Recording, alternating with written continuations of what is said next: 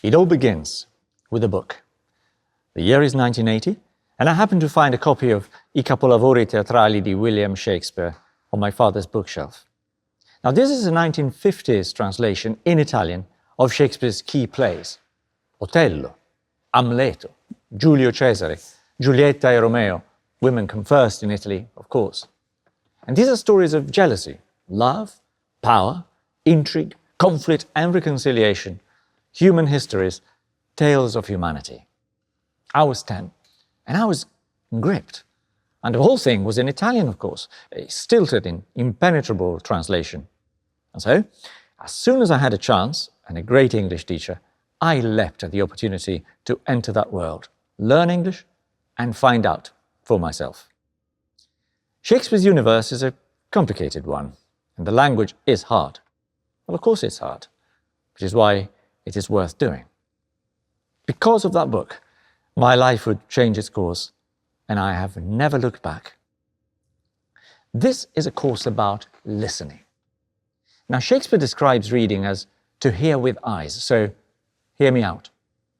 It begins with the book, and with a journey too. In my hometown of Padua, where Shakespeare sets his Taming of the Shrew, a plaque reminds us of what it means to be young, starting out on the path of life with the enthusiasm of a university student.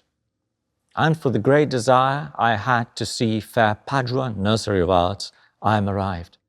And am to Padua come, as he that leaves a shallow plush to plunge him in the deep, and with satiety seeks to quench his thirst.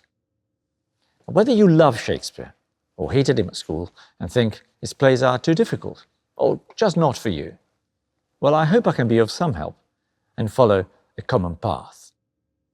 Journeys are always exciting, even and especially imaginary ones, and the American poet Emily Dickinson agrees with the bard when she tells us there is no frigate like a book to take us lands away.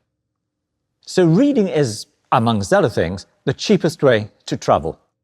And our travelling companions will be going through hell and back, with a few glimpses of paradise, of course. The tragedies, well, they're stories of disorder and despair, from Hamlet's impossible role-playing to Macbeth's poisoned ambition, or Lear dissolving his kingdom, his family, and his ability to love.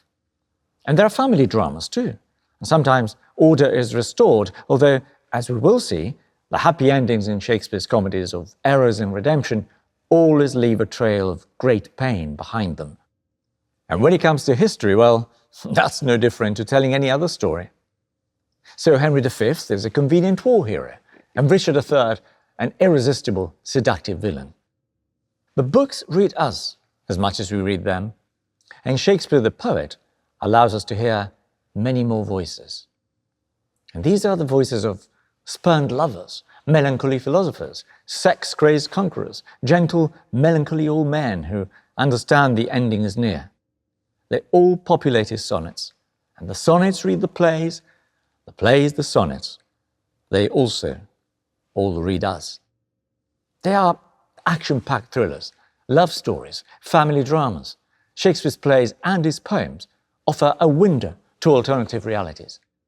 And if we have the guts to come to terms with it, the windows become mirrors where we have to face ourselves. It's about listening and finding a place for things.